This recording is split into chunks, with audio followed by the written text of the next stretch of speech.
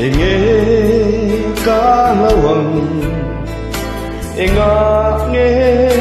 kabuan Povang le Kovel moy na zong tan dong ma Ila Râu lu iswa Kanay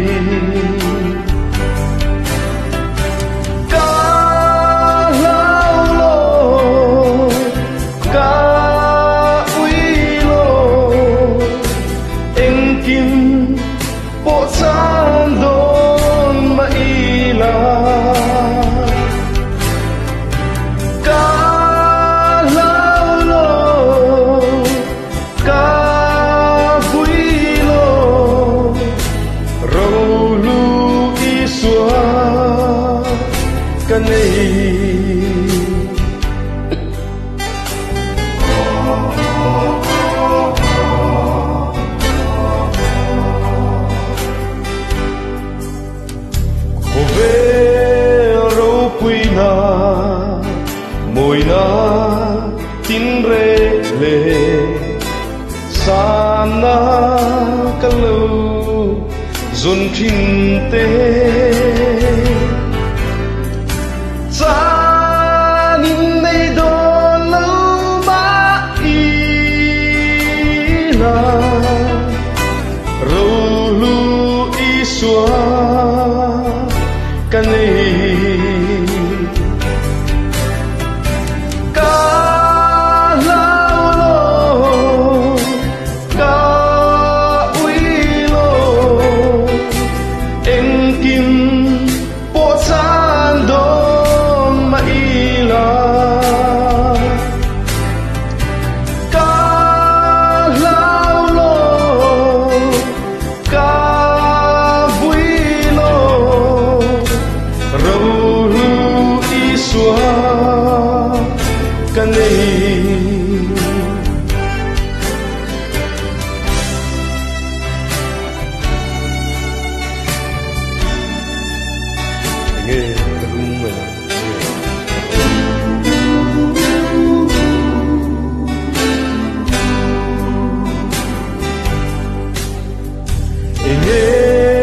kalung khamang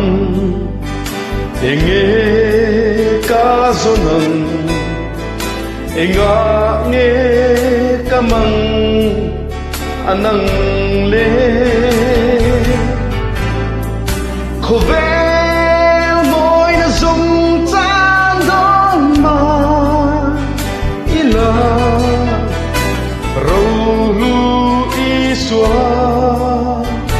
kanay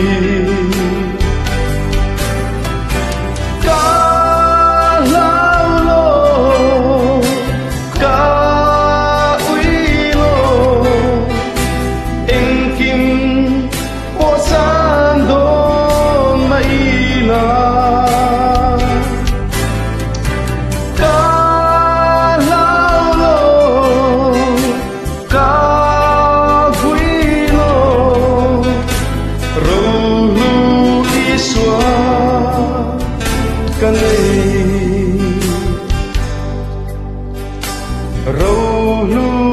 iswa kanay